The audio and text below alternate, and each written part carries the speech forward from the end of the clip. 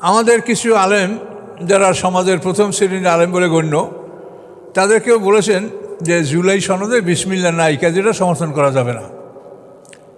এখন এইটার কোরআন এইটা সম্বন্ধে কী ফয়সালা দেয় সেটা আমি কোরআন থেকে আপনাদেরকে বলবো। কোরআন থেকে, আল্লাহ রসুলের জীবন থেকে দুইটা জিনিস হলো আমাদের ক্রাইটেরিয়া। আমরা এটা এই দুই জায়গার থেকে আমরা বের করবো আমাদের সব কর্মসূচি।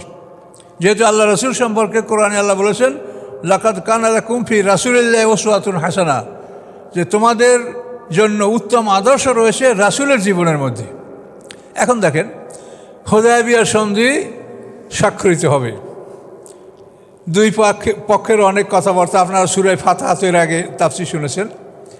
সন্ধির জন্য মানে একটা কথাবার্তার সিদ্ধান্ত হলো যে আমরা তিনটা শর্ত করব মাত্র। কি? মুসলমানরা এবং আমরা মক্কার কুরাইশরা 10 বছরে যুদ্ধ করব না, 10 বছরের জন্য আমাদের সিজফায়ার থাকবে, যুদ্ধ হবে না। এবছর মুসলমানরা ফিরে যাবে, তাদেরকে কাবা ঘরে প্রবেশ করতে দেওয়া হবে না। আগামী বছর 3 দিনের জন্য তারা এখানে আসবে, 3 দিনের জন্য আমরা তাদের জন্য হেরেম মুক্ত করে দেব, তারা তওয়াফ করবে, কাবা ঘরে অবস্থান করবে, তারপর চলে যাবে। 3 নম্বর হলো এই সন্ধি স্বাক্ষরিত হওয়ার পরে মক্কার আর কোনো লোককে মদিনায় আশ্রয় দেওয়া যাবে না। মদিনার কোনো লোক মক্কা থেকে কোনো লোক মদিনায় হিজরত করবে না। যারা আছে তারা যে যেখানে আছে সেখানে থাকবে। হ্যাঁ, মদিনায় তারা হিজরত করে গেছে আমাদের ভয়তে, অত্যাচারে, তারা যদি মক্কায় ফিরে আসে তা আমরা তাদেরকে আশ্রয় দিব, কিন্তু মদিনা আলারা আমাদের লোক আশ্রয় দিতে পারবে না, মুসলমান হলেও না। এই 3টা কথার উপরে সোহাইল ইবনে আমর, আবু জাহেলের বড় ছেলে, সোহাইল ইবনে আমর আবু জাহেলের বড় ছেলে, সেইটা সই করবে। যেহেতু আবু জাহেল তো না, এ তো বদর যুদ্ধে মারা গেছেন। এখন এইটায় হযরত আলী রাদিয়াল্লাহু আনহু লিখলেন উপরে বিসমিল্লাহির রহমানির রহিম, তারপর নিচে এই কথাগুলি। সোহাইল ইবনে আমর এটা দেখে বলে যে আমরা তো এই বিসমিল্লাহ চিনি না, আমরাও আল্লাহর নামে কাজ করি, আমরা বলি বিসমিকা আল্লাহুম্মা, একই অর্থ। তা আমরা তো এই বিসমিল্লাহির রহমানির রহিম এটা আমরা জানি না, এটা আমরা মানি না, এটা যদি এটা মুছে না ফেলা হয় তো আমরা সই করব না। এখন সাহাবায়ে কেরাম খুব মনে কষ্ট পাচ্ছে যে আল্লাহর কোরআনের বিসমিল্লাহ এটা মুছে ফেলেও জাহিলিয়াতের ওদের কথা লিখতে হবে। তো আল্লাহ রসুল বলছেন না, এটা বলছে তুমি করো। তার কারণ আল্লাহ তাআলা বলছেন যে হে রাসূল, ওরা যা চায় আপনি মেনে নেন, আপনি হুদায়বিয়া সন্ধি স্বাক্ষর করে যান, এটার মধ্যেই কল্যাণ আছে। এখন আল্লাহ রসুল তো এটা সব কথা খুলে বলছেন না। তো এখন বিসমিল্লাহির রহমানির রহিম কেটে দেওয়া হলো। এরপরে সামনে নিচে যে লেখাগুলি তার মধ্যে ছিল মোহাম্মদ রসুল্লাহ সাল্লাল্লাহু আলাইহি ওয়াসাল্লাম ইলা কুরাইশেন, যে মোহাম্মদ রসুল্লাহ সাল্লামের পক্ষ থেকে কুরাইশদের প্রতি এই সন্ধিনামা, যে মোহাম্মদ রসুল্লাহ, এইটা সোহাইল ইবনে আমর সই করবে না। সে বলে যে তিনি মোহাম্মদুর রাসূলুল্লাহ, আল্লাহ রসুল, এইটা যদি আমরা স্বীকার করি তো তার বিরুদ্ধে আমরা লড়াই করবো কেন? আমরা তো এটা মানি না, সে রাসূল, এটা আমরা স্বীকৃতি দেই না, কাজেই এটা আমরা সই করবো না। তো এবারে তো সাহাবায়ে কেরাম মানে সাদ ইবনে মুআয, সাদ ইবনে উবাদা, এরা ক্ষিপ্ত হয়ে গেলেন, আনসারদের নেতা। তারা এসে হযরত আলীর হাত চেপে ধরলেন যে খবরদার, মুহাম্মদ রসুল্লাহ কাটবে না। খুবই সাহাবীরা উত্তেজিত হয়ে গেলেন যে আল্লাহ রসুলের নাম, রাসূল, এটা আমরা কাটবো। তারপরে আলী রাদিয়াল্লাহু আল্লাহ রসুল এক কিনারায় ডাকলেন, ডাইকে বলেন তুমি আমাকে দেখাই দাও যে মুহাম্মদ রসুল্লাহ কোনখানে লেখা। তার দেখাই দিলেন যে এই। আল্লাহ রসুল তো লেখাপড়া জানতেন না, তো আল্লাহ রসুল নিজে কলম টেনে ওই জায়গাটা কাটিয়ে দিলেন নিজ হাতে, বলেন যে এখন সই করো। এইভাবে হুদায়বিয়া সন্ধি স্বাক্ষরিত হলো। তো এখন এখানে দেখেন যে ওরা বিসমিল্লাহ রাখতে দিল না, মুহাম্মদ রসুল্লাহ রাখতে দিল না, তারপরে আল্লাহ রসুলরা সই করলেন। কেন? যে উপরে বিসমিল্লাহ না থাকলেও ভিতরে যেগুলো আছে সেগুলো ভালো। আর এই দেখেন এদের উপরে বিসমিল্লাহ আল্লাহর নাম, আর ভিতরে সব কুফরি, কি ঠিক কিনা? কাজে উপরে বিসমিল্লাহ, ভিতরে কুফরি, এরকম বিসমিল্লাহর তো কোনো অর্থ হয় না। আর যদি ভিতরে ভালো থাকে আর বিসমিল্লাহ যদি কোনো কারণবশত যদি বাদও যায়, তাহলে সেটাও স্বাক্ষর করা বা সেটা গ্রহণ করা যেতে পারে। এই জন্য কতগুলি জিনিস বিবেচনা করতে হবে। এখানে আমরা বাংলাদেশে হিন্দু, মুসলিম, খ্রিস্টান সবাই বসবাস করি। এখন যদি আমরা বিসমিল্লাহ বলে একটা জিনিস রচনা করি তো ওরা বলবে এর মধ্যে আমরা নাই, কি বলতে পারি কিনা বলেন? এটা বিতর্কিত বিষয় হবে। কাজে আমরা মুসলমান, আমাদের অন্তরে বিসমিল্লাহ আছে, আমরা যদি শতবার না লেখি বা আমাদেরকে জোর করে কেউ না লেখায়, তাতে আমাদের অন্তর থেকে বিসমিল্লাহ যাবে না। কাজে যেখানে কল্যাণ আছে সেখানে আমরা বিতর্কে লিপ্ত না হয়, এটা আমরা স্বাভাবিকভাবে গ্রহণ করা। এবং এটা কিসের জন্য এটা আমরা সবাই বুঝছেন যে দেশে যে আইনকানুনগুলো নষ্ট করা হয় সেগুলো সংস্কার করার জন্যই এগুলি, আর কিচ্ছু না। এটা কোনো ভোটের ক্যানভাস না, এটা হলো গোটা জাতির জন্য। যে দেশে যদি ভবিষ্যতে আইনকানুন ঠিক না হয়, তত্ত্বাবধায়ক সরকার ফিরে না আসে, এতে মানুষের এত কষ্ট করে এত জীবনের বিনিময়ে যে এই দেশটাকে মুক্ত করলো, এটা আবার যেই হয়ে যাবে। এই জন্য এটা বুঝিয়ে বলার জন্য সরকারের পক্ষ থেকেও আমাদেরকে বলা হয়েছে। তো এই জন্য এই বিষয়গুলি আলেম সমাজ যে হঠাৎ করে আপনারা বিসমিল্লাহ নাই একটা ফতুয়া মারিয়ে দিলেন, কিন্তু আপনারা কোরআন থেকে জিনিসটা দেখেন না যে আল্লাহ রসুলের জীবনে কি পাওয়া যায়। আল্লাহ রসুল যখন নাজরানে দাওয়াতি চিঠি দিয়েছিলেন, এটা মক্কা বিজয়ের পরে, তো নাজরানে যখন দাওয়াতি চিঠি দিয়েছেন আল্লাহ রসুল, তখন সেই চিঠির উপরে আল্লাহ রসুল বিসমিল্লাহির রহমানির রহিম লেখেন নাই। তিনি লিখছেন বিসমিল্লাহির রব্বি ইব্রাহিম ও ইসহাক ও ইয়াকুব আলাইহিমুসসালাম। বিসমিল্লাহে, আল্লাহর নামে।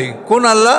যে আল্লাহ রব্বি ইব্রাহিম, ইব্রাহিম আলাইহিসসালামের রব, ইসহাক আলাইহিসসালামের রব, ইয়াকুব আলাইহিসসালামের রব। এইটা লিখলেন বিসমিল্লাহির রব্বি ইব্রাহিম ও ইসমাইল ও ইসহাক আলাইহিমুসসালাম। তার কারণ ওরা ইব্রাহিম আলাইহিসসালামকে মানে। খ্রিস্টানদের জাতির পিতা ইব্রাহিম আলাইহিসসালাম, আমাদেরও জাতির পিতা ইব্রাহিম আলাইহিসসালাম। যে নাজরানি লোকগুলো খ্রিস্টান ছিল, এই জন্য আল্লাহ রসুল বিসমিল্লাহির রহমানির রহিম না লিখে লিখলেন কি বিসমিল্লাহির রব্বি ইব্রাহিম ও ইসহাক ও ইয়াকুব আলাইহিমুসসালাম। তাহলে দেখা গেল যে আসলে মূল উদ্দেশ্যটাকে অর্জন করার জন্য আপনাকে কিছু ছাড় দেওয়ার বিধান কোরআনে রাসূলের জীবনে পাওয়া যায়। কাজে আমরা এই সমস্ত ব্যাপারে যদি ওই কঠোর হই, তাহলে যে আমাদেরকে বলে যে অর্থোডক্স মুসলিম, গোঁড়া মুসলমান, তাহলে এই গোঁড়ামের মধ্যে আমরা ঢুকে পড়বো। এই জন্য আলেম ওলামারা যারা কথা বলবেন তাদেরকে সতর্ক হয়ে কথা বলা উচিত, এবং প্রতিটি ক্ষেত্রে দেখা উচিত যে এই বিষয়টা আল্লাহ রসুল তার জীবনে এই সমস্ত বিষয় কোনো সিদ্ধান্ত বা সমাধান আছে কিনা। তাহলে আমরা দেখি যে আল্লাহ রসুলের জীবনে স্পষ্ট এইসব ঘটনাগুলি এগুলি পড়ে আছে। তো এই জন্য শুধু বিসমিল্লাহ ফ্যাক্টর নয়, ভিতরে কি আছে তাও বুঝতে হবে। উপরে বিসমিল্লাহর ভিতরে যায় কুফরি, তো বিসমিল্লাহ কী লাভ হলো? আর যদি উপরে বিসমিল্লাহ নাও থাকে, ভিতরে যদি সমাধান থাকে, গোটা জাতির কল্যাণ থাকে, তাহলে সেখানে সেটা গ্রহণযোগ্য হতে পারে। আপনারা কি করবেন? আপনারা করবেন, আপনাদেরকে শুধু বুঝিয়ে দেওয়ার দায়িত্বটা আমাদের। আমরা কারো পক্ষে কথা বলার জন্য এখানে বসিনি, শুধু বিষয়টা বুঝিয়ে দেওয়া যে এটা কিন্তু এই। তো আশা করি এসব ব্যাপারে আপনারা জ্ঞানী মানুষ, তবে আপনারা রাসূলের জীবনী এবং কোরআন এই দুইটা জিনিস যদি পড়েন, তো জীবনের এমন কোনো দিক পাবেন না যে এইটা সমাধানের মধ্যে নাই। এটা একেবারে গ্যারান্টি। এ দেখেন, আমার আলোচনা আপনারা যারা অন্তত 20-30 বছর বসে শোনেন, তো এই 20-30 বছর পর্যন্ত আমি সব কোরআন থেকেই তো কথা বলছি, তাতে আমার কথাও ফুরেই যায় না, আর আপনাদেরও বসতে অসুবিধা হয়নি। সবই কোরআনের মধ্যে আছে, এবং সঙ্গে সঙ্গে রাসূলের বিশুদ্ধ হাদিসগুলিও আমরা গ্রহণ করছি। আসসালামু আলাইকুম। সম্মানিত সুধীমণ্ডলী, আমরা সূরা আল কমার 23 নম্বর আয়াত থেকে আলোচনা শুরু হবে ইনশাআল্লাহ। আউযু বিল্লাহি মিনাশ শাইতানির রাজীম। বিসমিল্লাহির রহমানির রহিম। কাযাবাত সামুদ বিন নুযুর। মিথ্যা সাব্যস্ত করেছিল সামুদ জাতি ভয় প্রদর্শনকারীদেরকে। এই সামুদ জাতিটা, এটা হচ্ছে নূহ আলাইহিস সালামের ষষ্ঠ পুরুষের জাতি। সামুদ ইবনে জাসুর ইবনে আওজ ইবনে ইরাম ইবনে সাম ইবনে নূহ। নূহ আলাইহিস সালামের ষষ্ঠ পুরুষে এই জাতিটা। আর নূহ আলাইহিস সালাম হচ্ছেন আদম আলাইহিস সালামের 10ম পুরুষের পয়গম্বর। নূহ আলাইহিস সালামের পিতার নাম লামাক, তার পিতার নাম মুতাওয়াশা, তার পিতার নাম আখনু, তারপর তার পিতার নাম ইয়ারিদ, তার পিতার নাম মাহালাবিল, তার পিতার নাম কাবেন, বানের, শীষ, আদম আলাইহিস সালাম। আদম আলাইহিস সালামের 10ম পুরুষের পয়গম্বর হলেন নূহ আলাইহিস সালাম। নূহ আলাইহিস সালামের পিতার নাম ছিল লামাক, মার নাম শামখা বিনতে আনুস। নূহ আলাইহিস সালামের পিতামাতা উভয় মুসলমান ছিলেন। এই নূহ আলাইহিস সালামের ষষ্ঠ পুরুষের পয়গম্বর হচ্ছেন সালেহ আলাইহিস সালাম, এবং জাতিটার নাম হচ্ছে সামুদ জাতি। আল্লাহ বলেন, সামুদ জাতি ভয় প্রদর্শনকারীদেরকে অস্বীকার করল। বেন নুজুর, নাজিরের বহু বছর নুজুর। তো বহু বছর ব্যবহার করার কারণ হচ্ছে একজন পয়গম্বরকে অস্বীকার করার অর্থ হলো সমস্ত নবী রসুলকে অস্বীকার করা। এই জন্য নবীদের ক্ষেত্রে একজন নবী, কিন্তু সেখানে আল্লাহ বহু বচন ব্যবহার করেন, নুজুর, নাজিরের বহু বচন নুজুর। পয়গম্বর ছিলেন সালেহ আলাইহিস সালাম, এবং এদের অঞ্চলটা হলো মদিনা থেকে তাবুকের মাঝখানে হিজির অঞ্চল। কোরআন শরীফে সূরা হিজির একটা সূরা আছে, ওয়ালাকাদ কাযযাবা আসহাবুল হিজরিল মুরসালিন। এই যে হিজির, এই হিজির অঞ্চলটা হলো সামুদ জাতির বসবাসের স্থান, মদিনা এবং তাবুকের মাঝখানে অঞ্চলটা।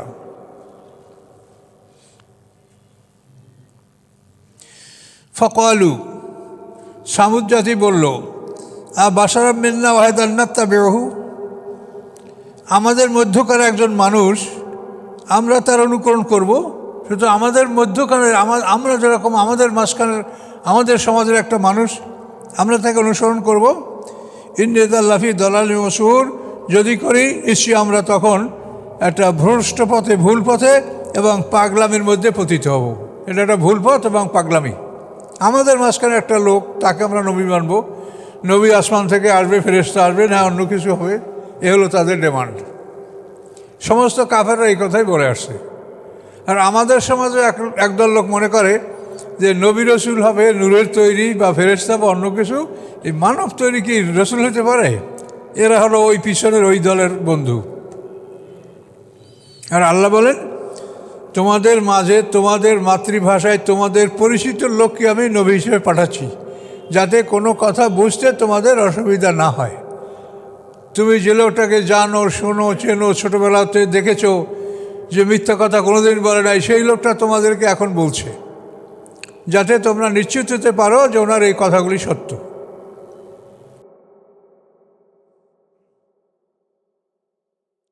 দেখেন জাতির উক্তিটা কি, আউল কি আসজিক্র আলাইহিম বাইনানা, আমাদের মাঝখান থেকে তার উপরেই কি আল্লাহ তাআলা হেদায়েত ঢেলে দিলেন? হ্যাঁ, প্রশ্ন। আউল কি আসজিক্র, ঢেলে দেওয়া হলো কি তার উপর উপদেশ? মেম বাইনানা, আমাদের মাঝখানে, আমাদের মধ্যে হতে তাকেই আল্লাহ এটা দিলেন। বালহুয়া কাযযাবুন আশের, বরং সে একজন মিথ্যাবাদী এবং দাম্ভিক, অহংকারী। এই বলে জাতির লোক সালেহ আলাইহিস সালামকে প্রত্যাখ্যান করল। আল্লাহ বলছেন, সায়ালামুনা গাদান, জানবে তারা আগামীকাল, মানুল কাযযাবুল আশের, কে মিথ্যাবাদী কে অহংকারী। আগামীকাল মানে এই বিচারের দিনটা, এটাকে আগামীকাল বলছেন আল্লাহ। তার কারণ পরকালের একটা দিন হলো 1000 বছরের সমান। তো 1000 বছর পরে যদি কিয়ামত হয়, তো আগামীকাল 1000 বছর মানে 24 ঘন্টার দিবারাত্রি শুধু আমাদের এই পৃথিবীতে। এটার সীমানা পার হলেই 1000 বছরে একদিন। এটা আল্লাহর করে স্পষ্ট বলা সূরা হজের মধ্যে 49 নম্বর আয়াতে। আল্লাহ বলেন, ইন্না মুরসিলুন নাকাতে ফিতনাতাল্লাহুম, নিশ্চয়ই আমি পাঠাতে যাচ্ছি তাদের প্রতি একটি উটনি, উষ্ট্রি, ফিতনাতাল্লাহুম, তাদের পরীক্ষার জন্য। ফারতাকিবহুম, তাদের ব্যাপারে আপনি দেখতে থাকেন, অস্তাবের এবং ধৈর্য ধারণ করেন। আল্লাহ পয়গম্বরকে বললেন, তাদের কাছে পরীক্ষামূলক একটা উট পাঠাচ্ছি আমি, আপনি দেখতে থাকেন। ফারতাকিব, আপনি দেখতে থাকেন, অস্তাবের এবং ধৈর্য অবলম্বন করেন। এই উট সম্বন্ধে এই কাহিনী তো আপনারা আগে বিস্তারিত শুনেছেন, যে ওরা দাবি করছিল যে এই পাথর থেকে যদি তুমি একটা গাভীর উট দেখাতে পারো বের করে, তাহলে আমরা তোমার উপরে ঈমান আনবো। ওদের এই কাফেরদের নেতা ছিল জুনদা বিন আমর, সেই দাবি করেছিল। তখন সালেহ আলাইহিস সালাম 2 রাকাত নামাজ আদায় করলেন, নফল নামাজ, আল্লাহর কাছে দোয়া করলেন। আল্লাহ তাআলা তার প্রার্থনা মঞ্জুর করলেন। মুহূর্তের মধ্যে দেখা গেল যে পাথরের মধ্যে প্রসব বেদনা শুরু হয়েছে, পাথরটা নড়াচড়া করতে শুরু করেছে।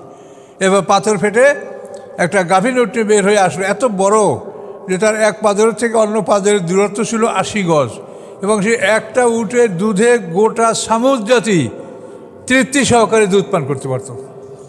কিন্তু তার খাদ্য খাদক ছিল এরকম, সে একটা কুয়ায় যদি মুখ দিত, পানির শেষ না হওয়া পর্যন্ত মুখ তুলত না। এবং সে যখন মাঠে আসতো, তখন মানুষের গৃহপালিত যে উট, এগুলি সব পালিয়ে বাড়ি চলে যেত, কোনো উট মাঠে থাকতো না ওর ভয়তে। এই মানে আল্লাহর কাছে তোমরা চাইছো, আল্লাহ দিছে তোমাদের জন্য বিপদ। শেষ পর্যন্ত পয়গম্বর আল্লাহর কাছে দোয়া করলেন, তাদের জন্য সময় ভাগ করে দেওয়া হলো যে একদিন আল্লাহর উট মাঠে চড়বে, অপর দিন তাকে বেঁধে রাখবে পয়গম্বর, মানুষের উটগুলি মাঠে চড়বে। তো এইভাবে তাদের দিন কাটতেছিল, কিন্তু এতে তারা সন্তুষ্ট না, তাদের পশুগুলি দুর্বল হয়ে যাচ্ছিল। শেষ পর্যন্ত সমাজের কিছু অসৎ নারী যারা সম্পদশালী, এই নারীরা সমাজে দুষ্ট প্রকৃতির লোকদেরকে মানে তাদের যেটা কর্তব্য এবং তাদের যেটা ক্ষমতা তার মাধ্যমে তাদেরকে প্রলুব্ধ করলো এবং উটে হত্যা করার জন্য তারা তাদেরকে রাজি করলো। ফলে তারা 9 নেতা এই উটকে হত্যা করার জন্য ওই কাজের দায়িত্বভার গ্রহণ করেছিল। তাদের সর্দারের নাম হচ্ছে কেদার বিন সালেফ। কেদার বিন সালেফ, আল্লাহ রসুল মেরাজে এই কেদার বিন সালেফকে আগুনে জ্বলতে দেখেছেন, যে কীভাবে সে আগুনের মধ্যে জ্বলছে। কেদার বিন সালেফ, তারপরে ওমর ইবনুল লুহা, যে আরব দেশে সর্বপ্রথম পাথরের মূর্তি আমদানি করছিল বিদেশ থেকে, আরবে মূর্তি ছিল না, এই ওমর ইবনুল লুহা আরবে পাথরের মূর্তি আমদানি করেছিল। এদেরকে আল্লাহ রসুল জাহান্নামে জ্বলতে দেখেছেন, যে দেহের ভিতরে আগুন জ্বলছে এবং দেহটা লাল তামার মতো হচ্ছে, আর এবং তারা শুধু মানে কাতরাচ্ছে এবং মোচড়াচ্ছে শরীর। এভাবে আল্লাহ রসুল তাদেরকে জাহান্নামে দেখেছেন মেরাজে।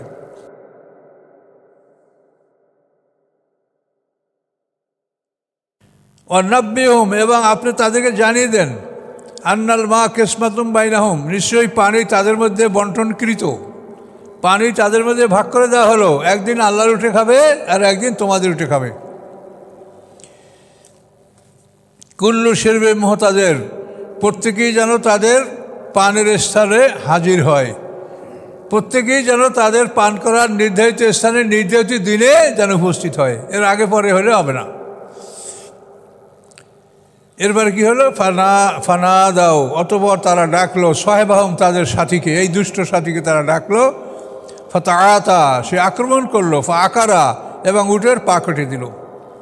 এই কেদার বিন সালেফ উটের পা কেটে দিল। কাইফা কানা আযাবে নুজুর, কিরূপ ছিল আমার শাস্তি এবং কিরূপ ছিল আমার ভয় প্রদর্শন। এই কেদার বিন সালেফ ওই আরও 9 জন তার সহযোগী সহ উটের পা কেটে দিল, উটটা পড়ে গেল। এই উটটা হত্যা করার পরে পয়গম্বর জানায় দিলেন যে 3 দিন পরে তোমাদের ধ্বংস আসবে। এই খবর শুনে তারা পয়গম্বরকে হত্যা করার জন্য প্রস্তুতি নিল। এটা কোরআন শরীফে সম্ভবত সূরা নামলে আছে।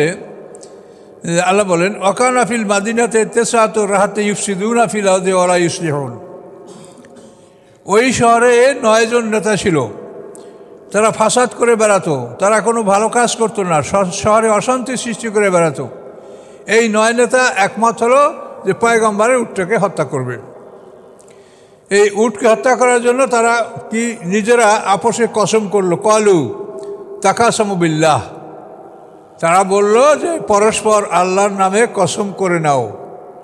কি করবা, লানুবাইয়াতান্নাহু, রাতের অন্ধকারে আমরা পয়গম্বরকে হত্যা করব, ও আহলাহু, এবং তার পরিবার পরিজনকেও আমরা হত্যা করব। সুম্মা লা নাকুলান্না লিওয়ালিহি, তারপর আমরা তাদের অভিভাবকদেরকে বলবো, মা শাহেদনা মাহলেকা আহলি ওয়াইন্নালা সাদিকুন, এই পরিবার পরিজন কীভাবে ধ্বংস হয়েছে আমরা জানি না, আমরা সত্য বলছি। এখন এই পয়গম্বরকে এবং তার পরিবারকে খুন করার জন্য তারা 9 জন আল্লাহর নামে কসম করে প্রস্তুত হতে বলেছে। দেখেন, ক্বালু তাকাসামু বিল্লাহ, কোনো মূর্তির নামে না, আল্লাহর নামে। তারা মুশরিক, কিন্তু কসম করলো কার নামে, আল্লাহর নামে। কাজটা করবে কি, পয়গম্বরকে খুন করবে। তো এই জন্য মানে আল্লাহর নাম নিলেই যে সেটা ভালো হয়, আর ক্ষেত্র বিশেষে অনেক সময় আল্লাহর নাম থাকে না উপরে, তারপরও সে কাজ ভালো হয়। কথা বলতে পারছেন? একজন মোমেন, যেটা আল্লাহ রাসূল হাদিসে বলছেন যে মোমেন সে একটা জীব জানোয়ার জবে করার সময় ভুলে বিসমিল্লাহ বলে নাই, কিন্তু সে যেহেতু মোমেন, তার অন্তরে বিসমিল্লাহ আছে, সে মনে নাই, কাজে এই জন্য ওই পশুটা হারাম হবে না। কিন্তু ইচ্ছাকৃতভাবে যদি কেউ স্মরণে থাকা সত্ত্বেও যদি অস্বীকার করে, বিসমিল্লাহ না বলে জবে করে, তো সেটা হারাম হবে। তো এভাবেই কতগুলো বিষয় কোরআন থেকে যে শেখার যে বিষয়গুলি আছে, আমাদের দৈনন্দিন জীবন এবং সামাজিক জীবনে যে সমস্যাগুলি আসে এগুলি আমরা সব কোরআনে অনুসন্ধান করলে পাবো। তো এখন এদের এই দৃষ্টান্তটা দেখালাম, যেটা কলু তাকাসমু বিল্লাহ, দেখেন কোরআনের আয়াত, ওরা বলল যে পরস্পর কসম করে নাও আল্লাহর নামে, লানু বাইয়িতান্নাহু, রাতের অন্ধকারে আমরা পয়গম্বরকে খুন করব। সুম্মা লা নাকুলান্না লিওলিয়ার, তারপর আমরা তার অভিভাবকদের বলবো মা শাহিদনা মাহলিকা হালিয়া ইন্নাল সাদিকুন, তার ধ্বংস সম্পর্কে আমরা কিছু জানি না, দেখি নাই, আমরা সত্য বলছি। এই হলো তাদের আল্লাহর নামের শপথ। এ কথাগুলি সংক্ষিপ্ত আকারে আল্লাহ এখানে বলছেন। তো এভাবে যখন তারা আল্লাহর উটটাকে হত্যা করলো, পয়গম্বর বলছেন যে এই উটের বাচ্চাটা কোথায়। এই বাচ্চাটা ধরার জন্য ওরা বহু চেষ্টা করছে, সে বাচ্চাটা লাফিয়ে একবার শূন্যের উপর উঠে যেত, ধরতে পারত না, কোনোভাবে পারলো না। এভাবে চেষ্টা করার পরে তারা বিফল হলো। শেষ পর্যন্ত যে পাথর থেকে তার মা বের হয়েছিল ওই পাথরটা ফেটে গেল, এই পাথরের মধ্যে বাচ্চাটা ঢুকে গায়েব হয়ে গেল। এরপরে 3 দিন পরে তাদের উপরে শাস্তি আসলো। প্রথম দিন চেহারা হলুদ বর্ণের হলো, তারপরের দিন লাল হলো, তৃতীয় দিনে চেহারা কালো হয়ে গেল। এরপরে প্রভাতে তাদের উপরে আল্লাহর শাস্তি আসলো। কিভাবে? ইন্না আরসালনা আলাইহিম সাইহাতাম ওয়াহিদা, আমি পাঠালাম তাদের উপরে একটি বিকট শব্দ, অর্থাৎ জিবরিল আমিন একটা চিৎকার করেছে। এই তার একটা চিৎকারে প্রত্যেকটা মানুষের বুক ফেটে, বক্ষস্থল ফেটে প্রাণ বের হয়ে গেছে, কলিজা, ফুসফুস, লাঞ্চ, মানে সব বুক ফেটে বের হয়ে গেছে একটা আওয়াজে, একটা চিৎকারে, বিগ ব্যাং, বিরাট শব্দ। ফাকানুকা হাসিমিল মোহতাজের, এবং তারা হয়েছিল খড়কুটার মতো মোহতাজের। মোহতাজের শব্দের অর্থ হলো ক্যাটেল ফর বিল্ডার্স, অর্থাৎ ছাগলের খোয়ার নির্মাণ করে যারা, ছাগল ভরার জন্য খোয়ার বানায় না, ওই বাজে খড়কুটার দিয়া। তো এই খোয়ার নির্মাণকারীর নিক্ষিপ্ত বস্তু, খোয়ার নির্মাণকারী তো খারাপ জিনিস ব্যবহার করছে, ওই খোয়ার নির্মাণকারী যেটা ফেলে দিয়েছে এইটা হচ্ছে হাসিম। বুঝতে পারছেন? মানে পশুর খোয়ার নির্মাণকারী যে তুচ্ছ বস্তুগুলি ফেলে দেয়, ওই রকম তুচ্ছ বস্তুর মতো এই মানুষগুলি হয়ে গেল। হাসিমেল মোহতাজের, খোয়ার নির্মাণকারীর প্রত্যেক খড়কুটার মতো তারা হয়ে গেল। এত বড় বিশাল শক্তিশালী জাতি, এভাবে আল্লাহ তাদেরকে একটা আওয়াজের মাধ্যমে করে দিলেন। আল্লাহ বলেন ওয়ালাকাদ ইয়াসসারনাল কুরআন লিযিকরি ফাহাল মিন মুদ্দাকির, নিশ্চয়ই আমি সহজ করে দিয়েছি কোরআনকে উপদেশ গ্রহণ করার জন্য, আছে কেউ উপদেশ গ্রহণকারী? আল্লাহ আহ্বান করছে। আল্লাহ এই কথা বলার পরও দেখবেন সমাজে এক শ্রেণীর লোক আছে, তারা কোরআনকে ভয় দেখায়। ও বাবা, ওখানে আপনি যান না, ওই 16টা সাবজেক্ট জানা লাগবে, 18টা গ্রামার জানা লাগবে, অমুক সমুক, ওখানে গেলে আপনি গোমরা হয়ে যাবেন। এভাবে কোরআন থেকে মানুষকে দূরে সরাবার চেষ্টা করছে। এরা কিন্তু ইহুদি খ্রিস্টানদের দালাল। শোনেন, শয়তান যদি নিজে চেহারা নিয়ে আত্মপ্রকাশ করে তো পৃথিবীর কোনো কাফেরও শয়তানের কথা শুনবে না, ওরা তুই শয়তান, তোর কথা শুনবো না। কিন্তু শয়তান কোনোদিন নিজের চেহারা নিয়ে আত্মপ্রকাশ করে না। তার সবচেয়ে বড় মাধ্যম হলো নারী জাতি। এই নারী জাতির মধ্যে ঢুইকে তারপর সে মানুষকে প্রতারণা করে এবং মানুষ তার খপ্পরে পড়ে। কাজে যারা সমাজে দিন সম্পর্কে ধোঁকা দেয়, তারাও আমার সাথে আপনার সুন্দর লেবাস পরিয়ে আপনাদেরকে বলবে, যাতে দেখলে মনে হয় যে এই লোকটা তো সুন্দর একটা মানুষ, এই লোকটা যা বলে এটা তো গ্রহণযোগ্য, এটা আপনি মনে করবেন। কাজে সমাজে কিন্তু ওই রকম এক শ্রেণীর লোক আছে যে লেবাস পোশাকে তারা খুব সুন্দর, কিন্তু তাদের কথা হচ্ছে শয়তানের কথা। আমাদের দেশে, আপনাদের এই অঞ্চলে এটা শুনি না, আমাদের এই বরিশাল অঞ্চলে, আমাদের সব দেশ তো পীরের দেশ, ও দেশের লোকের একটা কথা আছে মুখে যে যার পীর নেই তার পীর শয়তান। আমি এই কথা শুনতে বলি, এই কথা যে বলে সে শয়তান। আমি যতবার জীবনে এই কথা আমার কারণে আসে, আমি ততবার বলছি যে এই কথা যে বলে ও শয়তান, যার পীর নেই তার পীর শয়তান। কারণ পীরকে কি আল্লাহ বন্দোবস্ত দিয়েছে নাকি তার দিন প্রচারের জন্য?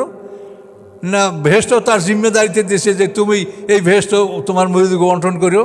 কি আছে তার কাছে? সে নিজে কোথায় যাবে তার কি খবর আছে, কে যোগ্যতা আছে? আল্লাহর অনুমতি ছাড়া কোনো মানুষ শফাত করতে পারবে না, এটা তো কোরআনে বারবার আল্লাহ বলছেন। হ্যাঁ, অনুমতিটা কে পাবে এইটা কি বলতে পারে পৃথিবীতে? কাজে এই ধর্ম ব্যবসায়ীরা এইভাবে মানুষকে বিভ্রান্ত করছে। কাজে আপনারা সতর্ক থাকবেন, এটা দাজ্জালের যুগ। দাজ্জাল মানে মিথ্যাবাদী, কানা দজ্জাল আসবে কিনা আল্লাহ জানেন। 1 চক্ষু কানা দজ্জাল ইবনে সৈয়দ তার নাম, যার সম্পর্কে হাদিসে বিস্তারিত বিবরণ আসতে পারে। আর যদি নাও আসে তো এই যুগটা দজ্জালের যুগ, সব মিথ্যা, শুধু মিথ্যার উপরে সব কিছু চলছে। কাজে এই জন্য আপনারা সতর্ক থাকবেন। আল্লাহর কালামে কোনো মিথ্যা নাই, একমাত্র সত্য জিনিস পৃথিবীতে আল কোরআন এবং রাসূলের জিন্দেগি। তো আল্লাহ বলেন, ওয়ালাকাদ ইয়াসসারনাল কোরআনের যিকরে, উপদেশ গ্রহণ করার জন্য আমি কোরআনকে সহজ করে দিয়েছি। ফাহাল মিন মুদ্দাকির, আছে কেউ উপদেশ গ্রহণকারী? কাযযাবাত কওমু লুতিন বিন নুজুর। এরপরে এই প্রসঙ্গ আল্লাহ শেষ করলেন। এরপরে কাযযাবাত কওমু লুত সম্প্রদায় অস্বীকার করল রাসূলগণকে। তো এই লুত সম্প্রদায়দের পরিচয় হলো, আল্লাহর পয়গম্বর লুত আলাইহিস সালাম এরা সিরিয়ার উত্তর অঞ্চলে সুদুম শহর, ওখানে 5টা শহর মিলে তাদের একটা বসতি ছিল, সেখানে এই লুতের কওম বসবাস করত। এই লুত হলেন ইব্রাহিম আলাইহিস সালামের বড় ভাই হারানের পুত্র। ইব্রাহিম আলাইহিস সালামরা 3 ভাই, হারান, নাকুর, ইব্রাহিম। তো বড় ভাই হচ্ছে হারান, এই হারানের পুত্র হচ্ছে লুত।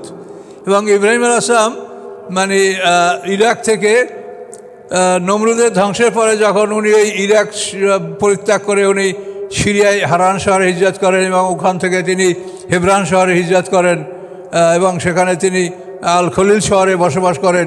তো এই সময় এই লুত পয়গম্বর উনি ইব্রাহিম আলাইহিস সালামের সাথে ছিলেন, লুত সাথে ছিলেন। আর ইব্রাহিম আলাইহিস সালামের স্ত্রী বিবি সারা ইনিও সাথে ছিলেন। সারা আবার ইব্রাহিম আলাইহিস সালাম এখন চাচাতো বোন। আর সারার পিতার নামও হারান, আর ইব্রাহিম আলাইহিস সালামের বড় ভাইয়ের নামও হারান, চাচা ভাতিজার এক নাম। তো এগুলি নিয়ে যেন জটিলতা আপনারা না পড়েন। তো এই লুত সম্প্রদায়, তো ইব্রাহিম আলাইহিস সালাম প্রথমে হারান শহরে, সেখান থেকে তিনি হেবরান শহরে, সেখান থেকে তিনি মিশর অঞ্চলের দিকে তিনি দাওয়াতি কাজের জন্য গেছেন এবং বিবি সারাকে নিয়ে বিপদে পড়েছেন। এগুলো সব ইব্রাহিম আলাইহিস সালামের জীবনে ঘটেছে। ইব্রাহিম আলাইহিস সালাম তখন ওই সিরিয়ার হেবরান শহরে ছিলেন। আর লুত আলাইহিস সালাম ওখান থেকে আরও উত্তর অঞ্চলে তিনি বসবাস করতেন এবং সেখানে তার জাতিকে তিনি দাওয়াত দিয়েছেন।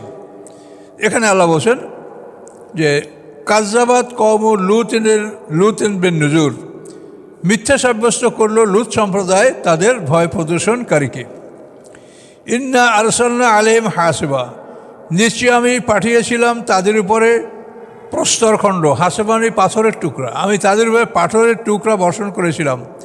ইল্লা আলা লুত পরিবার ব্যতীত। লুত পরিবারের মাত্র কয়েকটা লোক ছিল। লুত আলাইহিস সালামের 2টা কন্যা ছিল মুসলিম, একটা নাম জাগ্রাতা আর একটা নাম হলো রিসা। জাগ্রাতা এবং রিসা এই 2 কন্যা, আর লুত এই 3 জন। আর স্ত্রীও ছিল কাফের, স্ত্রী তো ওখানে ধ্বংস হয়েছে, সে লুত আলাইহিস সালামের সাথে বের হতে পারে নাই। ইল্লা আলা লুত পরিবার ব্যতীত। নাজ্জাইনাহুম বিসাহার, মুক্তি দিয়েছিলাম আমি তাদেরকে শেষ রাতে ফেরেশতারা তাদেরকে বলল যে আপনারা এই অঞ্চল ত্যাগ করেন, আপনারা বের হয়ে যাওয়ার পরে আমরা এটা ধ্বংস করব। তো লুত আলাইহিস সালাম তার স্ত্রী এবং কন্যাদেরকে নিয়ে রওনা করছিলেন, কিন্তু তার স্ত্রী পিছনে তাকিয়ে ছিল এবং আল্লাহর নির্দেশ ছিল ওয়ালা ইয়ালতাফিত মিনকুম আহাদুন, যে তোমাদের কেউ পিছনে ফিরবে না, পিছনে তাকাইলে সে আর যেতে পারবে না। তো ওই মহিলা পিছনে তাকাইছিল, পরে সে এখান থেকে আর যেতে পারে নাই, ওখানেই সে থেকে গেছে এবং সে ধ্বংস হয়েছে অন্য জাতির মতো। আল্লাহ বলেন ইন্না আরসালনা আলাইহিম হাফিজ ইল্লা আলা লুত নাজ্জাইনাহুম বিসাহার। এই যে আপনারা সাহারি কেন না, সাহারি এটা আমাদের ভাষা আমরা সবাই সেহরি বলি, কিন্তু শব্দটা সাহার, শেষ রাতের খানা যেটা আমরা খেয়ে আমরা রোজার নিয়াত করি, এটা হলো সাহারি, কিন্তু আমরা প্রচলিত ভাষায় সেহরি বলি। নেমাতাম মিন ইনদিনা, আল্লাহ বলেন আমার পক্ষ থেকে নেয়ামত। কাযালিকা নাজরি মান শাকার, এভাবেই আমি পুরস্কার দান করি মান শাকার, যে আমার কৃতজ্ঞতা জ্ঞাপন করে তাকে, আল্লাহর শুকর যে আদায় করে, আল্লাহ বলেন আমি তাকে এভাবে পুরস্কার দিয়ে থাকি। ওয়ালাকাদ আনজারহুম বাতশাতানা ফাতামারাউ বিন নুজুর, নিশ্চয়ই ভয় দেখাইছিলেন তাদেরকে পয়গম্বর, বাতশাতানা আমার কঠোর শাস্তির, আমার কঠোর পাকড়ার ভয় তাদেরকে দেখাইছিল পয়গম্বর, কিন্তু তামারা বিন নুজুর, তারা সন্দেহ পোষণ করেছে এই ভয় প্রদর্শনের উপরে। এই ভয় প্রদর্শনের উপরে তার জাতি সন্দেহ পোষণ করছে যেগুলো কিছু হবে না, এগুলো পয়গম্বর এমনি বলছে। ওয়ালাকাদ রাবাদুহু আন যায়ফি, নিশ্চয়ই তারা ফুসলিয়েছিল মেহমানদেরকে। মানে 10 জন ফেরেশতা ইব্রাহিম আলাইহিস সালামের বাড়িতে গিয়া প্রথমে তো মা সারা, এই সারার পেটে ইসহাক আলাইহিস সালাম ভূমিষ্ঠ হবে এই সুসংবাদ দিলেন। এই সুসংবাদ দেওয়ার পরে ইব্রাহিম আলাইহিস সালামের গৃহ থেকে এরা উত্তর দিকে রওনা করলেন, এই ফেরেশতা 10 জন, খুব সুন্দর মানুষের বেশে। এবং এই ফেরেশতারা যখন এদিকে যাচ্ছিলেন, ইব্রাহিম আলাইহিস সালাম অনেক দূর পর্যন্ত তাদেরকে আগায় দিচ্ছিলেন, সিয়প যেটাকে আরবিতে বলে মাসাইয়াত। তো ওই সময় ওই ফেরেশতারা ইব্রাহিম আলাইহিস সালাম দেখিয়ে দিয়েছিলেন যে এইখানে আপনার পিতা আদম আলাইহিস সালামের কবর, আপনি সালাম করেন। আদম আলাইহিস সালামের কবর সিরিয়ায়, তাকে প্রথমে দাফন করা হয়েছিল কাবাঘরের যে পূর্ব দিকে আবু কুবাইস পাহাড়, ওই পাহাড়ের একটা গুহায়, সেই গুহাটার নাম হলো মাগারাতুল কুনুজ। এই গুহায় তাকে দাফন করা হয়েছিল। তো নূহ আলাইহিস সালামের প্লাবনের সময় তাকে নৌকায় তোলা হয়েছিল। নূহ আলাইহিস সালাম, আদম আলাইহিস সালাম তার সন্তানদেরকে ওসিয়ত করেছেন যে এমন একটা সময় আসবে যে কাবাঘর অঞ্চলে কোনো লোক থাকবে না, সব এখান থেকে চলে যাবে, মুসলমানরা নৌকায় উঠবে আর কাফেররা মারা যাবে, তখন আমি একা এখানে থাকবো, আমার এটা ভালো লাগবে না, তাহলে তোমরা আমাকে এখান থেকে নিয়ে যেও। ইউসুফ আলাইহিস সালাম যেভাবে বলেছেন যে মিশর ত্যাগকালের সময় তোমরা আমাকে নিয়ে যেও, এভাবে আদম আলাইহিস সালাম ওসিয়ত ছিল। এই জন্য খিজির আলাইহিস সালাম আদম আলাইহিস সালামকে নৌকায় তুলেছিলেন এবং তাকে পরবর্তীতে সিরিয়ায় দাফন করা হয়েছিল। কিন্তু সে জায়গাটা আমাদের কাছে অজানা, অপরিচিত, কিন্তু ফেরেশতারা ইব্রাহিম আলাইহিস সালামকে দেখিয়েছিলেন যে এইটা আপনার বাবার কবর এখানে। এই ফেরেশতারা লূত আলাইহিস সালামের বাড়িতে মেহমানের বেশি উপস্থিত হলেন, 10 জন ফেরেশতা, খুব সুন্দর চেহারা, সুন্দর মানুষ, সুন্দর মেহমান। এই আল্লাহ বলেন ওয়ালাকাদ রাবাদুহু আন যায়ফিহি, মানে লূত আলাইহিস সালামের মেহমানদেরকে তারা অন্যায়ের জন্য ফুসলাচ্ছিল, সেডুস করছিল তাদেরকে। আল্লাহ বলেন ফাতামাসনা আয়ুনাহুম, যখন তারা এইভাবে এই মেহমানদেরকে দাবি করলো যে তাদেরকে আমাদের হাতে তুলে দাও, তাদেরকে ফেরত দাও, নাহলে ঘরের দরজা ভেঙে ঢুকবো, এরকম যখন করলো তো পয়গম্বর তো ঘাবড়িয়ে গেলেন। তিনি বললেন আল্লাহ, আমি যদি কোনো শক্তির আশ্রয় পেতাম এখন। তখন জিবরিল আমিন বললেন যে আপনি ঘাবড়াবেন, আমরা ফেরেশতা। জিবরিল আমিন একটা পাখা দ্বারা ঝাপটা মারলেন, এই ঝাপটার সাথে সাথে তারা সবাই অন্ধ হয়ে গেল, একজন আরও চৌকার নাই। তখন আমরা কালকে দেখবো, আমরা অন্ধ হইও তারপরে নরম হয় না। মানে আল্লাহ যাদের খেদাত না দেয় তাদের দুর্দশা এরকমই হয়, কালকে দেখব সকালে। আল্লাহ বলেন ওয়ালাকাদ রাবাদুহু আন যায়ফিহি, হি মানে এই সর্বনাম হলো লূত পয়গম্বর। এই পয়গম্বরের মেহমানদেরকে তারা ফুসলিয়েছিল। ফাতামাসনা আয়ুনাহুম, আল্লাহ বলেন আমি তাদের চক্ষু নষ্ট করে দিয়েছিলাম। ফাজুকু আযাবি ওয়া নুযুর, এবার স্বাদ গ্রহণ করো আমার শাস্তির এবং আমার ভয় প্রদর্শনের। ওয়ালাকাদ সাব্বাহাহুম বুকরাতান আযাবুম মুস্তাকির, অবশ্যই অতি প্রভাতে এসেছিল তাদের উপরে অবিরাম শাস্তি। অতি প্রভাতে মানে প্রভাত হওয়ার সাথে সাথেই, পয়গম্বর বের হয়ে যাওয়ার সাথে সাথেই অতি ভোরে তাদের উপরে অবিরাম শাস্তি শুরু হয়ে গেল, আযাবুম মুস্তাকির, অবিরাম শাস্তি। আল্লাহ বলেন ফাজুকু, স্বাদ গ্রহণ করো আযাবি, আমার শাস্তির, ও নুজুর, এবং আমার ভয় প্রদর্শনের। ওয়ালাকাদ ইয়াসসারনাল কুরআনাল যিকরি ফাহাল মিন মুদ্দাকির, নিশ্চয়ই আমি সহজ করে দিয়েছি এই কোরআনকে উপদেশ গ্রহণ করার জন্য, আসে কেউ উপদেশ গ্রহণকারী? আল্লাহ ডাকছে আপনাদেরকে, আমাদেরকে। ওয়ালাকাদ জা আলা ফিরআউনান নুযুর, নিশ্চয়ই এসেছিল ফিরআউন সম্প্রদায়ের কাছে আমার ভয় প্রদর্শনকারী পয়গম্বর মূসা আলাইহিস সালাম এবং হারুন আলাইহিস সালাম। কাযযাবু বিআয়াতিনা কুল্লিহা, তারা আমার সমস্ত নিদর্শনগুলিকে অস্বীকার করলো। একটা একটা করে 9টা নিদর্শন মুজিজা, এই সবগুলোই তারা অস্বীকার করলো। কুল্লিহা, আল্লাহ বলেন ফাআখাযনাহুম আখযা আজিজে মুক্তাদের, আমি পাকড়াও করেছিলাম তাদেরকে পরাক্রমশালীর মতো, ক্ষমতাবানের মতো আমি পাকড়াও করেছিলাম। ক্ষমতাবান যেরকম ক্ষমতা প্রয়োগ করে পাকড়াও করে, আমি এইভাবে ক্ষমতা প্রয়োগ করে তাদেরকে পাকড়াও করেছিলাম। 10,60,000 মানুষ রোহিত সাগরের মধ্যে আমি ডুবিয়ে দিয়েছিলাম। তখন ফিরআউন ঈমান আনছিল, কোরআনেই বলা আছে আমানতু আন্নাহু লা ইলাহা ইল্লাল্লাযী আমরা দুই বানু ইসরাঈল ওয়া আনা মিনাল মুসলিমিন। ফেরাউন তখন বলছিল, আমানতু, আমি ঈমান আনতেছি, আন্নাহু লা ইলাহা, নিশ্চয়ই নাই কোনো ইলাহ ইল্লাল্লাযী, ওই আল্লাহ ছাড়া আমরা দুই বানু ইসরাঈল, বনি ইসরাঈল যে আল্লাহর উপর ঈমান আনছে সেই আল্লাহ ছাড়া কোনো আল্লাহ নাই, ওয়া আনা মিনাল মুসলিমিন, আমি মুসলমানদের একজন। এবার যখন ফেরাউন ঈমান আনছিল তখন তাফসীরে বলা আছে জিবরিল আমিন এক মুষ্টি কাদা তুলে আর মুখ চেপে ধরছে, ফাদাসা জিব্রাইল। তা আল্লাহ বলে, ও জিব্রাইল, তুমি আর মুখটা চেপে ধরলা কেন? তো জিব্রাইল বলে, যা আল্লাহ আপনি রহমান, আপনি দয়ালু, যদি বারবার বলে আমানতু আমানতু, তা আপনি যদি ঈমান কবুল করেন তো আর আমি আর বলতে দেবো না, আর আমি ধরছি। তখন আল্লাহ বলেন যে তুমি এত শত্রুতা কেন করছো? বলে, আল্লাহ মুসা আলাইহিস সালামের সাথে যখন জাদুর মোকাবেলা হয়েছিল সেই দিনও মাঠে সিংহাসনে বসে বলছিল, আনা রব্বুকুমুল আলা, আমি তোমাদের শ্রেষ্ঠ রব, তোমাদের আরও রব থাকতে পারে কিন্তু আমি শ্রেষ্ঠ রব। তো জিবরিল বলে, আমি সেই দিন প্রতিজ্ঞা করেছি যে তোর রবগিরি আমি দেখব, তুই কেমন করে শ্রেষ্ঠ রব হইলি। এভাবে ফেরাউন ধ্বংস হয়েছে। আল্লাহ তাআলা তার ঈমানের জবাব কি দিয়েছেন? আলান, এ বেটা, এখন এখন ফালিয়ামা নুনাজ্জিকা বিবাদানিকা, আজকের দিনে আমি তোমার দেহটাকে মুক্তি দিলাম, তোমার দেহটা পচবে না। এই জন্য ফেরাউনের লাশটা মিশরের জাদুঘরে আছে, সেটা লেখাই আছে গায়রু মুমি, এটা মমি করা না। অন্য লাশগুলো মমি করা, এইটা মমি করা না। তুতেন খামেন বা অন্য অন্য যে মিশরের বড় বড় নাম করা রাজা বাদশাদের ওখানে মমি আছে, সেগুলো মমি করা। আর ফেরাউনের লাশটা মমি না। এটা 2 নম্বরে 8টা লাশ আছে, 8টা রামিসিস, 8টা ফেরাউন ওখানে আছে, তার মধ্যে 2 নম্বর হলো এই ফেরাউন, যেটা কোরআনে যে ফেরাউনের কথা বলা আছে। তো আল্লাহ বলেন, আখজা আজিজে মুক্তাদের, আজিজ মানে পরাক্রমশালী, অপ্রতিরোধ্য ক্ষমতার মালিক, ক্ষমতাবান, এভাবে আমি তাকে পাকড়াও করেছিলাম। আল্লাহ বলেন মক্কাবাসীদেরকে বলেন, আকুফারুকুম খায়রুম মিন উলাইকুম, ওই কাফেরদের সেইটা তোমাদের কাফেররা কি ভালো?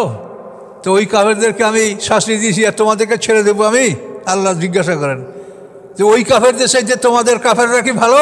এই মক্কার কাফেররা ভালো? কাজে কী করে হতে পারে? তারা তো তোমাদের সাথে আরও সম্পদশালী ছিল। আমলাকুম বারাতুম ফি জুবুর, অথবা কেতাবে তোমাদের মুক্তি লেখা আছে, তোমরা মুক্তি পাবে, মরলেও তোমরা জান্নাত পাবে, এটা কোনো কেতাবে লেখা আছে? এরকম আছে নাকি কোনো কেতাব তোমাদের কাছে? তাহলে বের করো। জুবুর মানে ছোটো কেতাব, আমলনামা বা অন্য অন্য কোনো ছোটো কেতাব লিখিত, এটার নাম জুবুর। আমিয়া কুরুনা, অথবা তারা বলে নাহনু জামিউন, আমরা একটি সংগঠন, আমরা একটি জামাত, মুনতাসির, যারা সাহায্যপ্রাপ্ত, আমরা সাহায্যপ্রাপ্ত, আমরা সব জায়গায় জয়যুক্ত হব, কাবাঘর আমাদের দখলে, আর কাবাঘর থেকে আমরা সব বরকত রহমত পাবো, এই কাবাঘরের উসিলে আমরা সাহায্য পাবো। যেহেতু ইতিপূর্বে আব্রাহা আমাদেরকে ধ্বংস করতে আসছে, আব্রাহা ধ্বংস হয়ে গেছে, আমরা জিতেছি, কাজে এইভাবে আমরা চিরদিন কাবাঘরের মোতাল্লি, আমরা মুনতাসির, আমরা সাহায্যপ্রাপ্ত। এটা ছিল তাদের দাবি যে আমরা কাবাঘরের মালিক। কথা বলতে পারছেন? এই জন্য ওরা মানে কাউকে ভয় করতো না। আমরা কাবাঘরের মালিক, কাবাঘরের মোতাল্লি, কাবাঘরের সেবক, এই উসিলে আল্লাহ আমাদেরকে মুক্তি দেবে। যেমন আব্রাহাকে ধ্বংস করছে, আমাদেরকে আল্লাহ মুক্তি দিয়েছে। অথচ আব্রাহা ছিল আহলে কেতাব, খ্রিস্টান, আর ওরা মোশরেক। তাহলে আহলে কেতাব ধ্বংস হলো, মোশরেকরা মুক্তি পেল, এটা তার মনোবল বিরাট। এই জন্য মনে করতে যে মুহাম্মদ সাল্লাল্লাহু আলাইহি ওয়াসাল্লাম আহলে কেতাব আর আমরা মোশরেক, তাহলে ও আব্রাহা আহলে কেতাব ধ্বংস হয়েছে, মুহাম্মদ সাল্লাল্লাহু আলাইহি ওয়াসাল্লাম আহলে কেতাব ধ্বংস হবে, আমাদের সাথে পারবে না। এই ছিল তাদের দাবি। এই জন্য বলে নাহনু জামিউ মুনতাসির, যে আমরা এমন একটা সংগঠন, এমন একটা দল যে আমরা সাহায্যপ্রাপ্ত। আহলে কেতাবদের বিরুদ্ধে আল্লাহ আমাদেরকে সাহায্য করছে, কাজে এখনও মুহাম্মদ সাল্লাল্লাহু আলাইহি ওয়াসাল্লাম আহলে কেতাব, তার বিরুদ্ধে আমরা জয়যুক্ত হব। এই ছিল তাদের ধারণা। কিন্তু মক্কা বিজয় করিয়া মুহাম্মদ সাল্লাল্লাহু আলাইহি ওয়াসাল্লাম যখন মুক্তিগুলোকে পিটাইয়া ভাঙ্গিয়া স্তূপ করে দিল ওদের সামনে, তখন ওরা বুঝতে পারলো যে এই ভগবানরা মুহাম্মদ সাল্লাল্লাহু আলাইহি ওয়াসাল্লামের কিছু করতে পারবে না। কথা বলতে পারছেন? এই আগে যা করছে আমাদের ভগবানরা, কিন্তু মুহাম্মদ সাল্লাল্লাহু আলাইহি ওয়াসাল্লামের বিরুদ্ধে আমাদের ভগবানরা কিছুই করতে পারবে না। মুহাম্মদ সাল্লাল্লাহু আলাইহি ওয়াসাল্লাম সব পিটিয়ে ভাঙিয়ে নিজ হাতে লাঠি দিয়ে পিটিয়ে এগুলো সব ভাঙিয়ে চুরমার করছে। তখন ওরা বুঝতে পারছে যে আমাদের এই মূর্তিতে আর কাজ হবে না। আবু সুফিয়ানের স্ত্রী, যে আবু সুফিয়ান মক্কা বিজয় পর্যন্ত সমস্ত যুদ্ধগুলোর সেনাপতির দায়িত্ব পালন করেছে, সেই আবু সুফিয়ানের স্ত্রী যে হযরত হামজার কলিজা চাপিয়ে ছিল, মক্কা বিজয়ের দিন সেও দেখে ঘরে সব তাকে মূর্তি সাজানো। তখন বললে, হায় রে ভগবান, সারা জীবন তোদেরকে এত দুধ কলা খাওয়ালাম, এত তোকে নামে দোহাই দিলাম, কিছুই তো করতে পারলি না। এতিম মোহাম্মদ, বালক মোহাম্মদ, অসহায় মোহাম্মদ সে আজকে বিজয় এসে মক্কা ঢুকছে, তো তোদের কোনো ক্ষমতা নাই, তোদেরকে রাখবো না। লাঠিলে নিজে পিঠে সব মূর্তিগুলো ভাঙছে। আবু সুফিয়ানের স্ত্রী হেন্দা, হেন্দা বলে দুর্দান্ত মহিলা, উতবা বিন রবিয়ার কন্যা হেন্দা, ভেঙে তারপর নারীদের সাথে ডিসগুইজ করে ছদ্মবেশে আল্লাহ রসুলের সামনে হাজির হইয়া সে ইসলাম গ্রহণ করছে। এর আবু সুফিয়ানের স্ত্রী, মা বিয়ার মা।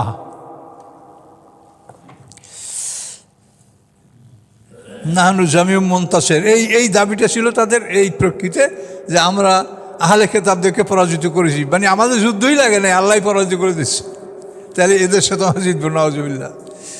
আল্লাহ বলেন, সাহিউজ্জামুল জমউল্লান্নাদুবুর, তোমরা মনে করছো যে তোমরা সাহায্যপ্রাপ্ত, অচিরেই এই জামাত পরাজিত হবে এবং তারা পিঠ প্রদর্শনপূর্বক পলায়ন করবে।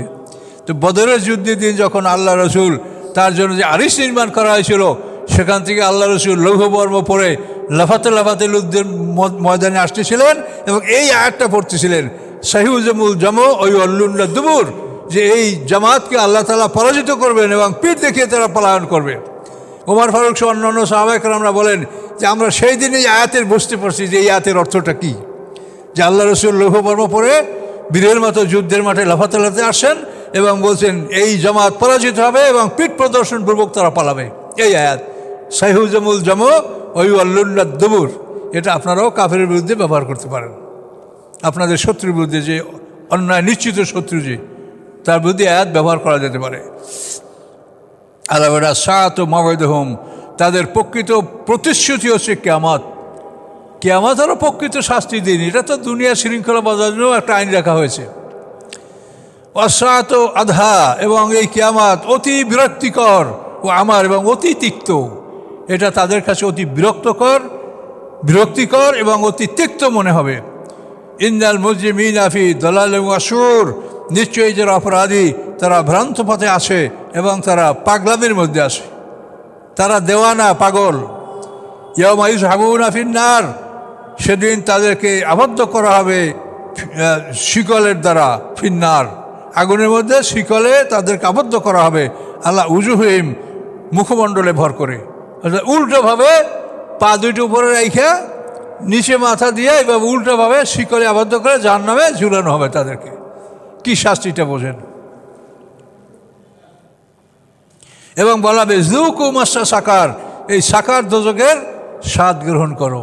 সাকার একটা দোজকের নাম, জাহান্নাম, লাজা, হুতামা, সাকার, সাইর, জাহিম, হাবি, এই 7টা দোজক।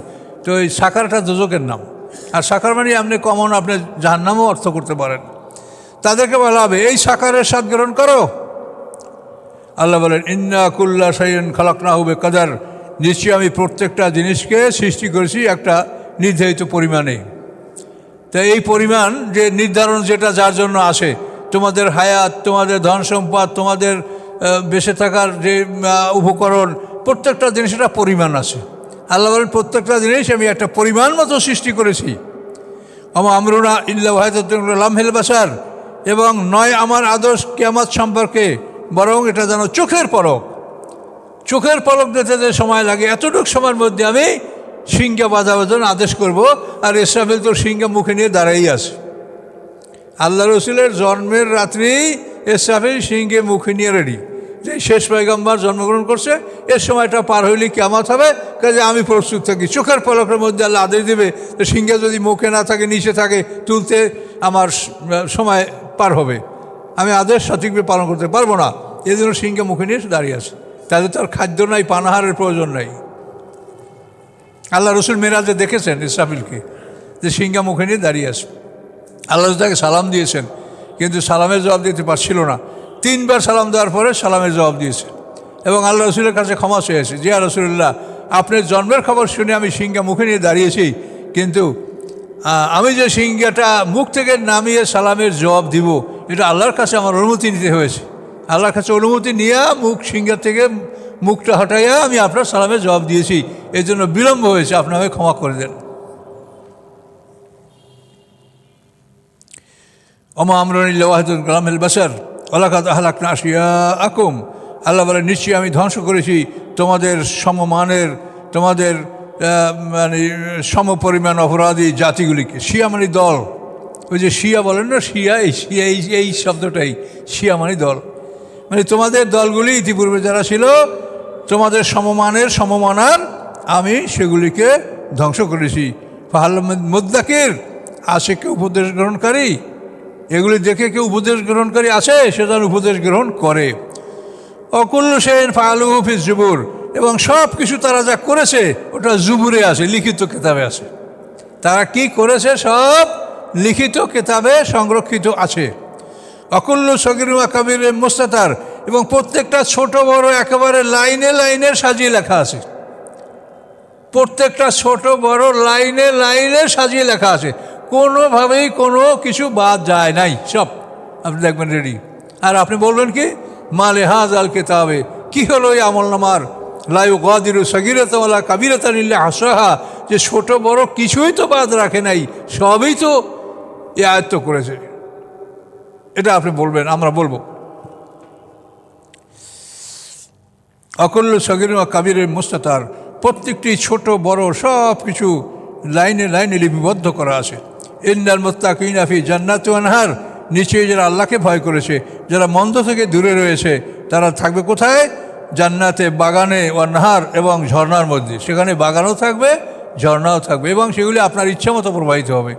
আপনি যদি মনে করেন যে এই ঝর্ণাটা আমি এখন বন্ধ করব, সাথে সাথে সেটা সমতল ভূমিতে পরিণত হবে। আবার মনে করেন এটা আমি চালু করব, সাথে সাথে চালু হবে। আপনার শয়নকক্ষে, আপনার বিশ্রামের জায়গায়, যেখানে আপনি ইচ্ছা করবেন সেখানে সেই নহরের ট্যাপ সৃষ্টি হয়ে যাবে। দুধের নহর, মধুর নহর, শরাবের নহর, তারপরে তাসনিম, সালসাবিল, এই সমস্ত যে ঝর্ণাগুলির কথা বলা হয়েছে, আপনি যেখানে ইচ্ছা করবেন সেখানেই এই ঝর্ণার ট্যাপটা সৃষ্টি হয়ে যাবে আল্লাহর হুকুমে। এমন নিয়ামত আল্লাহ আমার জন্য প্রস্তুত করে রেখেছেন। সেই মাকাদে সেদকেন, প্রকৃত অবস্থান, মাকাদ মানে বসার জায়গা, প্রকৃত আসনে তারা আসন গ্রহণ করবে। এবং এই আসনটা কোথায়? ইনদা মালিকে মুকতাদের, মালিকের কাছে যিনি মহাক্ষমতাবান। এই মহাক্ষমতার মালিক যে আল্লাহ, সেই মালিকের কাছে আমরা আমাদের উপযুক্ত আসনে আমরা অবস্থান গ্রহণ করব। এই বলে সূরাটা আল্লাহ সমাপ্ত করেছেন। আমানতু বিল্লাহ।